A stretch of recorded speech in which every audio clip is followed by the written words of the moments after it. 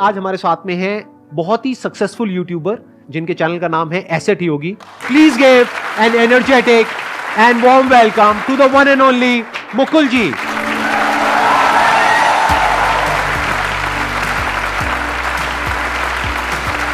What an energy, sir.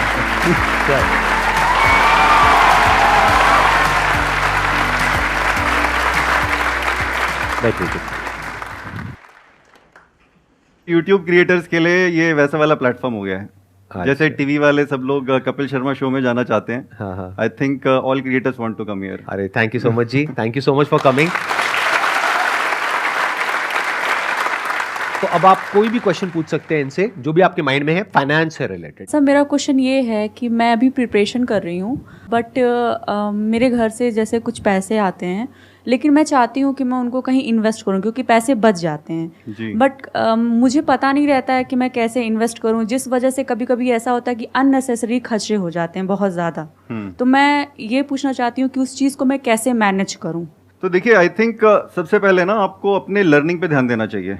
आप कोई भी इन्वेस्टमेंट उठा लीजिए, मान लीजिए आप म्यूचुअल फंड्स में इन्वेस्ट करना चाहते हैं, स्टॉक मार्केट में इन्वेस्ट करना चाहते हैं जहां अच्छे रिटर्न्स मिलते हैं जी। तो आपका जो भी पैसा आ रहा है उसको है ना आप एक अपना लर्निंग किटी बना के चलिए। क्योंकि इतना बड़ा कैपिटल नहीं है ये कि आप ये सोचें कि मैं इससे करोड़पति बन जाऊं, है ना। तो आपको पहले ध्यान देना है कि मेरी कैपिटल कैसे बड़ी हो। तो कैपिटल बड़ी करने के लिए क्या करना होगा, आपको पहले सीखना होगा।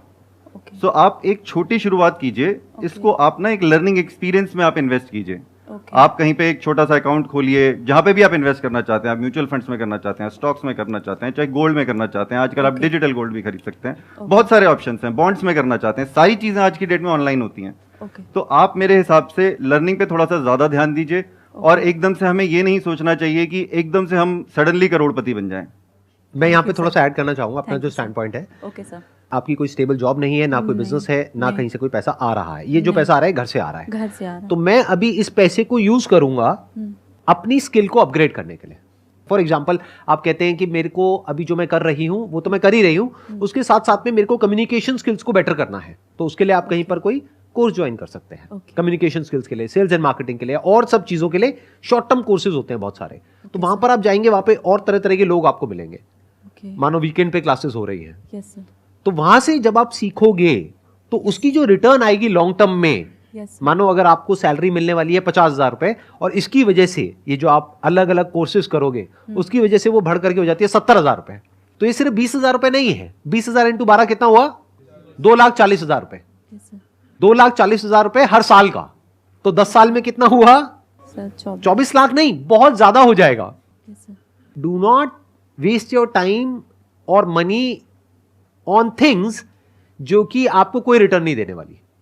वो क्या हो सकता है, हमने खर्च दिया, मानो कपड़ों पे खर्च दिया, इस पे खर्च दिया, उस पे खर्च दिया, तो वो तो एक्सपेंस ही हो गया। दूसरा है आपने इन्वेस्ट कर दिया म्यूचुअल फंड में, यहां पे वहां पे। मैं कह रहा हूं दोनों ही मत करो। मेरे अकॉर्डिंग आप अभी पैसा लगाओ अपने आप को और बेटर बनाने में in terms of a candidate, अगर आगे जाकर के आपको जॉब करनी है तो। और साथ में आई थिंक जैसे आप इंटरेस्ट कह रहे हैं, अगर इन्वेस्टिंग में ही इंटरेस्ट है तो उसके अंदर भी आप लर्निंग कर सकते हैं, उसमें भी आपका स्किल सेट बढ़ ही रहा है। है ना। जैसे सर ने बोला कि आप अपने स्किल्स बढ़ा रहे हैं, आप जो भी अपस्किलिंग कर रहे हैं वो अपस्किलिंग आपकी इन्वेस्टिंग में भी हो सकती है if that is your interest.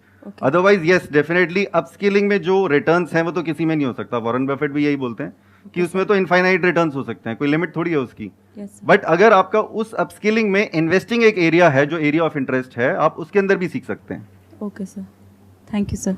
मैं एक बार आपसे कुछ क्वेश्चंस पूछना चाहूंगा, मेरे माइंड में कुछ क्वेश्चंस आ रहे हैं कि आपका खुद का जो इन्वेस्टमेंट पोर्टफोलियो है वो क्या है, कितना कितना परसेंटेज कहाँ पे आपने इन्वेस्ट किया? बड़ा ये हाँ, मैंने 2-3 बार इसका इनफैक्ट आंसर भी किया है। और ये ना मेरा भी जैसे ये एज ग्रुप है ना, मेरा हर एज ग्रुप में चेंज होता रहा है पोर्टफोलियो।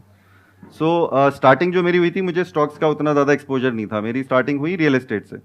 सो वहाँ मेरी गलतियाँ ये रही कि मैंने रियल एस्टेट में बहुत ज़्यादा इन्वेस्ट कर दिया इनिशियली, और जो मेरे को शायद नहीं करना चाहिए था। बहुत सारे उस टाइम पे आपको याद होगा 2005-6 में बड़े सारे रियल एस्टेट स्कैम्स भी आते थे। I know. तो मैंने हालांकि सबसे पहली इन्वेस्टमेंट एक चेन्नई में करी थी। वहाँ पे मुझे लगा यहाँ तो अच्छे बिल्डर्स हैं, आराम से रिटर्न्स कमा पा रहे हैं, तो सेम चीज़ मैंने एनसीआर में अप्लाई कर दी। ठीक है, वहाँ मुझे टाइम पे मिल गया था फ्लैट। यहाँ पे अब मैंने 2 बुकिंग्स डाली और दोनों मेरे आज तक भी लीगल केसेस चल रहे हैं। सो उसके बाद मुझे लगा कि नहीं, स्टॉक्स में अब मुझे करना चाहिए। स्टॉक्स में भी डेफिनेटली लर्निंग हुई, स्टॉक्स में पैसा डाला काफ़ी। ये कितने टाइम पहले आपने शुरू किया स्टॉक्स में पैसा डालना? स्टॉक्स में पैसा डालना, देखिए मैंने म्यूचुअल फंड्स में डालना शुरू किया था 2004 में, जब मेरी 2003 में पहली जॉब लगी थी। थोड़ा सा पैसा आया, 2004 में मैंने म्यूचुअल फंड्स में डालना शुरू करा। उसके बाद स्टॉक्स में इन्वेस्ट करना शुरू किया 2009-10 के अराउंड। तो पहले तो मुंह की खाई वहां पे भी, मैं बोलने वाला था, शुरू में तो लॉसेस हाँ आपको मिले तो होंगे। शुरू हाँ। में ऐसा ही था कि अगर मैंने 5 स्टॉक्स उठाए तो उसमें से 4 डूब गए। लेकिन फिर थैंकफुली कुछ स्टॉक्स में अच्छा करना भी शुरू किया, तब मेरी रिसर्च मुझे काम में आनी शुरू हुई, वो स्टॉक्स में अच्छा परफॉर्मेंस मिला। आज की डेट में अगर आप मेरे से बात करेंगे तो अब मेरा अपने खुद के बिजनेस में मैं ज़्यादा इन्वेस्ट करता हूँ, खुद का प्रोडक्ट बना रहे हैं, that is one. Number 2, startups में भी मैं इन्वेस्ट करता हूँ, क्योंकि पब्लिकली लिस्टेड कंपनीज में आपको जो लो बेस का इफेक्ट है वो थोड़ा कम देखने को मिलता है। क्योंकि स्टार्टअप्स में जब आप जैसे इन्वेस्ट करते हैं तो वो बहुत अर्ली स्टेज में आप इन्वेस्ट कर लेते हैं, और अगर आपको लगता है कि ये मेरे फिलॉसफी से मैच करता है तो आप उसमें इन्वेस्ट कर सकते हैं। तो अगर मेरे इस साल का आप पूछेंगे तो मेरा 100% पैसा इक्विटी में जा रहा है अभी। तो इक्विटी इन द सेंस कि Equities स्टार्टअप्स में जा रहा है एज एन एंजल इन्वेस्टर, या फिर स्टॉक्स में जा रहा है, या म्यूचुअल फंड में जा रहा है? Business is also equity. मैं अपने Right. धंधे में भी वो इन्वेस्ट कर आपके रहा हूँ, अपने बिजनेस में आप कर रहे हो, उसमें तो 70-80% जा रहा है। तो 70-80% आपके अपने बिजनेस में चला गया, बाकी का जो बचा 20-30% वो कहाँ जाता है? अभी इस कैलेंडर ईयर की बात करूं तो मेरा मैक्सिमम स्टार्टअप्स में गया, बाकी का बचा हुआ, और थोड़ा बहुत पब्लिक स्टॉक्स में, और कुछ पैसा हाँ मेरा ऑब्वियसली रियल एस्टेट में भी है। मेरे मतलब रेंटल इनकम बनाने के लिए मैंने कुछ अपना रियल एस्टेट पोर्टफोलियो भी बना लिया था। रेजिडेंशियल या कॉमर्शियल? मिक्स है, बट अगर किसी को सजेस्ट करूंगा मैं, ऑब्वियसली कमर्शियल बेटर है, मगर अगर घर खरीदना है तो घर खरीद सकते हैं। घर अपने रहने के लिए, अपने रहने के लिए घर is, you should not take it as an investment. ध्यान से समझिएगा, यहाँ पे एक बहुत इंपॉर्टेंट पॉइंट है समझने वाला। हम लोग क्या गलती करते हैं, पहले घर लेते हैं अपने खुद के रहने के लिए, वो तो चाहिए ही, नहीं तो रेंट पे हर साल शिफ्ट करते रहो, हर साल 2 साल में, राइट? तो अपने लिए घर बनाने में कोई दिक्कत नहीं है, क्योंकि उसका इनकम टैक्स के पॉइंट ऑफ व्यू से भी काफी बेनिफिट्स हो जाते हैं, काफी सारे एग्जेम्पशंस हैं। बट जो दूसरा हम इन्वेस्टमेंट करते हैं रियल एस्टेट में, वो हम क्या करते हैं, रेजिडेंशियल में करते हैं। ये गलती है, क्योंकि रेजिडेंशियल में जो रिटर्न है, यानी जो रेंटल इनकम है, वो अगर आप परसेंटेज में देखोगे तो बहुत ही कम है, हार्डली 1 और 2%। हाँ, अगर आप खाली रेंटल यील्ड की बात करेंगे तो रेंटल यील्ड दिल्ली जैसे जगह पे 2% मिलता है। रेंटल यानी कि जितना भी आपका रेंट आया divided by the property cost, वो 2% होती है, और थोड़ा बहुत कैपिटल एप्रिसिएशन मान लीजिए 4-5% का। तो अगर आपको 6-7% मिल रहा है तो इतनी तो महंगाई बढ़ जाती है, इसीलिए कोई खास फायदा नहीं है रेजिडेंशियल रियल एस्टेट में इन्वेस्ट करने का। वो भी काफ़ी टाइम तो बढ़ भी नहीं रही है प्रॉपर्टी, तो वो नेगेटिव रिटर्न भी हो सकता है। प्लस आप अगर आपने लोन पे खरीदा है तो वो नेगेटिव रिटर्न्स हो जाते हैं, क्योंकि आप इंटरेस्ट हर साल भर रहे हैं। हाँ। सर मेरा आपसे ये क्वेश्चन है, मेरे को 10 साल हो गए, मैं अपना फैमिली बिजनेस जो है पापा का वो रन कर रहा हूँ। हमारा जो बिजनेस है वो क्लॉथिंग का है। पहले मैं पापा के साथ ही काम करता था, फिर मेरे को लगा कि मुझे कुछ अलग करना चाहिए, तो अब हम ऐसा सोच रहे हैं कि हम थोड़ा लाइन चेंज करें। जैसे मैं हूँ, मेरे भैया भी साथ में आए हुए हैं, और हम चाह रहे हैं कि फूड जो आजकल डिमांड में ज़्यादा है, जैसे कि फास्ट फूड हो गया, बेवरेजेस वगैरह हो गए, तो इसमें हम इन्वेस्ट करना चाह रहे हैं। तो आपसे मैं ये पूछना चाह रहा हूँ कि क्या हमें ऑलरेडी जो इस्टेब्लिश्ड ब्रांड है उसका हमको फ्रेंचाइजी मॉडल पे काम करना चाहिए, या हमें खुद का कुछ स्टार्ट करना चाहिए? मेरा ऐसा मानना है कि अगर आप ऐसे बिजनेस में कूद रहे हैं जिसकी आपकी नॉलेज नहीं है, बिल्कुल जीरो है, तो franchisee is a better option. For example मैं आपको बताता हूँ कि 2007-8 में जब मैंने अपना MBA पास किया था, तो उस टाइम पे मैं बहुत ज़्यादा स्टार्टअप्स में काम करना चाहता था, बट स्टार्टअप्स थे ही नहीं, तो लगा फिर खुद ही करना पड़ेगा। लेकिन अगर आपको ऑप्शन मिल रहा है, अगर आप फ्रेंचाइजी से सीख सकते हैं, तो वो मेरे हिसाब से बेटर ऑप्शन है। बट एनीवे वो आपकी चॉइस भी है। कई लोग ये भी सोचते हैं कि मेरे को स्टार्टिंग से ही अपना ब्रांड बनाना है, लेकिन आप जो भी करें पहले उसके अंदर ना रिसर्च ज़रूर कीजिए। अगर आप अपना खुद का भी ब्रांड बना रहे हैं तो 1 साल तक ना आप उसको स्टार्ट मत करना, आप पहले 1 साल तक उसके बारे में पढ़ाई करना कि बाकी लोगों ने कैसे किया, ब्रांड कैसे बनाया। और जैसे आप अपनी एग्जिस्टिंग बिजनेस के अंदर भी जो प्रॉब्लम फेस कर रहे हैं, वो शायद कहीं ना कहीं ब्रांड नहीं है, आप बहुत सारे लोगों के साथ कंपीट कर रहे हैं। Yes sir. तो चाहे आप अपने क्लोथिंग की बात करें, बिजनेस की, जब आप ब्रांड बनाएंगे तो नेचुरली लोग अट्रैक्ट होंगे। और ब्रांड बनाना सर ओवरनाइट खेल नहीं है, उसमें टाइम लगता है, उसमें सालों लग जाते हैं। Sandeep Maheshwari is not an overnight brand. 10 साल हो गए हैं इनको शायद यूट्यूब पे ही। राइट, 10 साल हो गए। यहाँ पर मैं भी थोड़ा सा ऐड करता हूँ कि आप ये कह रहे हो कि अभी 10 साल का आपको एक्सपीरियंस है, आपको और आपके ब्रदर को। आपके ब्रदर भी आए हुए हैं साथ में, राइट? थोड़ा सा आप लोग मेरे को बताइए अपने बिजनेस के बारे में। सर मेरे फादर जो है वो पिछले 30 साल से बिजनेस कर रहे हैं क्लोथिंग का, और हमने रेडीमेड का स्टार्ट किया। इनिशियली तो मेरा भाई भी उनके साथ ही था क्लोथिंग में, और पिछले 4 या 5 साल से हम गारमेंट्स का काम कर रहे हैं। गारमेंट्स किस तरह के? फेमिन के, मेन के? फैमिली शोरूम है जिसमें किड्स का भी मिलता है और मेंस का और लेडीज़ का सब मिलता है। किड्स का भी है, मेन का भी है, लेडीज का भी है जी। आपने कहीं पे शॉप खोल रखी है या कोई शोरूम खोल रखा है? जी सर। तो अभी हमारे टोटल 4 काउंटर हो रखे हैं, जिसपे एक पे मेरे पापा बैठते हैं, एक पे मैं बैठता हूँ, एक पे मेरा भाई बैठता है और एक मेरे बड़े पापा का काउंटर भी है। लेकिन अब ओवर द टाइम हमको ये फील हुआ है कि इसके अंदर ना सबसे बड़ी प्रॉब्लम होती है रेडीमेड गारमेंट में डेड स्टॉक की। स्टॉक बहुत डेड होता है और हमको इन्वेस्ट बहुत करना पड़ता है, स्टॉक बहुत रखना पड़ता है, क्योंकि हर कस्टमर को आज ऑप्शंस चाहिए। ऑनलाइन बिजनेस स्पेशली जब से आ गया है कि हमको और भी दिखाओ और भी दिखाओ, तो हमको ऐसा फील हो रहा है कि ये थोड़ा ट्रेडिशनल वे है। हमने इसको ट्राई भी किया हम ऑनलाइन लेवल पे करें, लेकिन उसमें थोड़ी डिफिकल्टी ज़्यादा हो रही है। उसमें किसी एक पर्टिकुलर डिज़ाइन को भी हमको कंटिन्यू करना पड़ता है। तो हम सोच रहे हैं कि अभी जो मार्केट में सबसे ज़्यादा हॉट, जो सबसे डिमांडिंग चीज़ है वो है F&B। तो हम सोच रहे हैं कि इसका हम स्टार्ट करें। तो अभी यही कन्फ्यूजन था दिमाग में, और हम ये जो कर रहे हैं इसमें हम थोड़ा बहुत हमारा इन्वेस्ट करें, लेकिन मेजर पार्ट इसमें हम कहीं से लोन ले रहे हैं। तो जो आप नया काम करने वाले जी। हैं F&B से रिलेटेड, राइट? चाहे फ्रेंचाइजी लेंगे चाहे अपना करेंगे। जी सर। तो हम केवल उस ब्रांड पे, फ्रेंचाइज पे एक ट्रस्ट करके कि नहीं ये ऑलरेडी एस्टेब्लिश्ड है, हमको इतना, जैसे कि हमारा बैकग्राउंड भी नहीं है इसका, तो वो सब रेसिपीज़ वगैरह हमारे को ट्रेनिंग सब वो देके देंगे। तो हम उन पर ट्रस्ट कर रहे हैं और हम ये सोच रहे हैं कि उनका मतलब अच्छे खासे आउटलेट्स है, तो हम उनका काम करेंगे तो हमको रेवेन्यू भी अच्छा मिल जाएगा।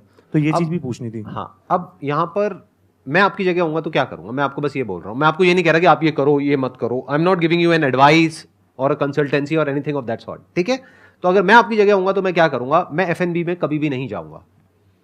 क्यों? क्योंकि मेरा 10 साल का एक्सपीरियंस किस में है? 10 भी क्या बल्कि 30 साल का एक्सपीरियंस है अगर देखा जाए तो आपकी पूरी फैमिली का। गारमेंट्स में है, रोटी कपड़ा मकान। अब आप चाहे रोटी का बिजनेस करो चाहे कपड़े का करो, ये हमेशा के लिए रहने वाला है।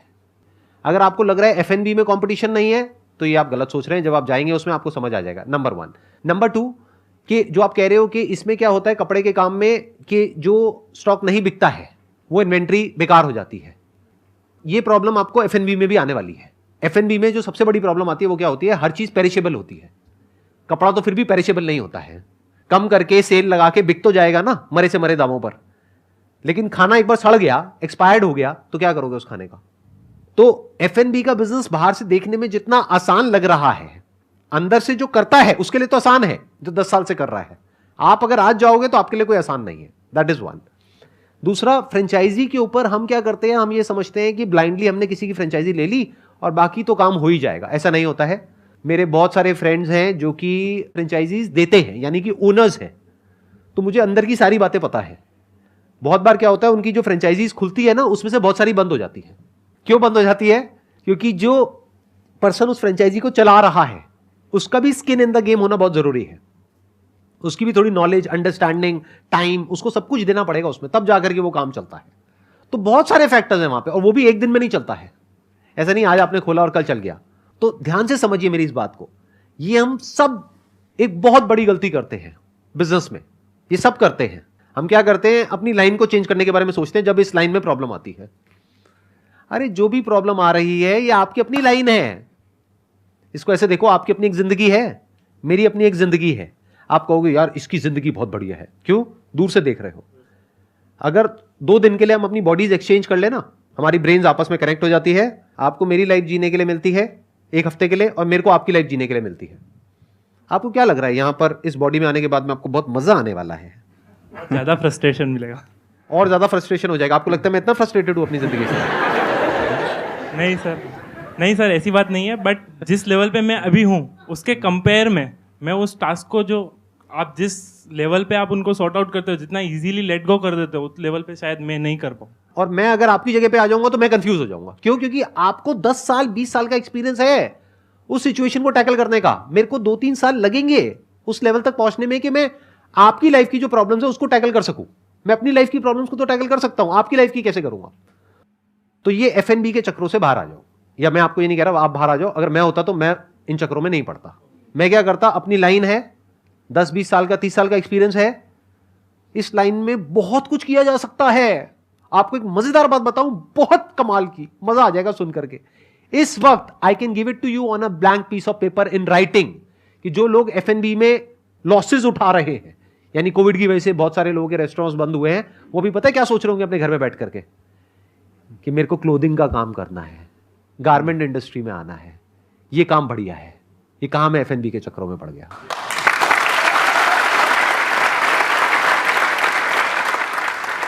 तो अगर वो आपकी लाइन में आएंगे, क्या वो डे 1 से आपसे कॉम्पीट कर पाएंगे?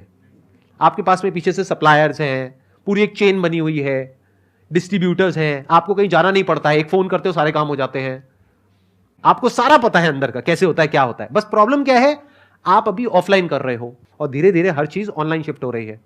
तो आपको अपने ही बिजनेस से रिलेटेड अपने आप को अपग्रेड करना है बॉस। आपको ऑनलाइन दुनिया को समझना है कि ऑनलाइन दुनिया क्या है। तो वहां से पैसा कमाना आपके लिए कुछ दिनों का या कुछ हफ्तों का या कुछ महीनों का काम है, और एक नई इंडस्ट्री में जाना F&B में या किसी में भी, और वहां पे जाकर के पैसा कमाना, वो कुछ सालों का काम है। वहां पर जीतने की पॉसिबिलिटी बहुत कम है, यहां पर हारने की पॉसिबिलिटी बहुत कम है। तो ये काम छोड़ करके हम एक ऐसे काम में क्यों जा रहे हैं जिसके बारे में हमें कुछ भी नहीं पता है। जैसे संदीप जी ने बोला, ये पॉइंट बहुत अच्छा है कि जिस चीज़ में हमें नॉलेज है उस इंडस्ट्री में हम बेटर परफॉर्म कर सकते हैं। अब उस इंडस्ट्री में आप ये आइडेंटिफाई करो कि कौन सा घोड़ा बहुत तेज़ भाग रहा है और उस घोड़े पे मैं चढ़ जाऊं। अब मैं आपको अपना एग्जांपल भी देता हूं। मैं ना ब्लॉग्स लिख रहा था, assetyogi.com ब्लॉग था मेरा पहले। फिर सडनली पता चला कि वीडियोस का तो बहुत तेज़ घोड़ा भाग रहा है, इन्वेस्टमेंट भी कुछ नहीं है। सीक्रेट बता रहा हूं मैं, बहुत सारी ब्रांड्स का ध्यान दीजिएगा। बहुत सारे प्रोडक्ट्स अमेजॉन तेज घोड़ा है भागने का, उसके ऊपर सवार हो गए, फ्लिपकार्ट पे सवार हो गए, आज की डेट में जोमेटो के ऊपर सवार हो गए, स्विगी के ऊपर सवार हो गए। आज की डेट में आप F&B बिजनेस की बात कर रहे हैं, क्लाउड किचन खोल रहे हैं लोग, दिखता भी नहीं आउटलेट तो कि कहां से आ रहा है। कितने बड़े बड़े बिजनेसेस बन गए। कोई इतना तेज घोड़ा भाग रहा है क्या कि आप जिस पे चढ़ पाए। यूट्यूब से बहुत सारे बिजनेसेस शुरू हो चुके हैं, कुछ $1 बिलियन कंपनीज बन चुकी हैं। बात यह है कि क्या आप ऐसा घोड़ा आइडेंटिफाई कर सकते हैं जो आपको सूट करे, जहां पे आप काम कर सकते हैं, और उस घोड़े पे सवार हो जाइए। और ये बहुत अच्छा बिजनेस है, कोई खराब बिजनेस नहीं है। Fashion business is a good business. यहाँ पे हर साल नए कपड़े चाहिए लोगों को, इतना तेज होता है चेंज। लेकिन ना आपको ब्रांड बनानी पड़ेगी जिससे लोग अट्रैक्ट हो कि हाँ इस ब्रांड का कपड़ा खरीदना है हमको। अब हम जैसे बोलते हैं ना, काफी लोग बोलते हैं कि XYZ का ईयरफोन खरीदना है, ठीक है, ABC का फोन खरीदना है। तो वो अगर आप ब्रांड अगर आपने एक बार बना लिया तो वो पुल मार्केटिंग होना शुरू हो जाएगी। Thank you so much sir for coming. Thank you. Thank you.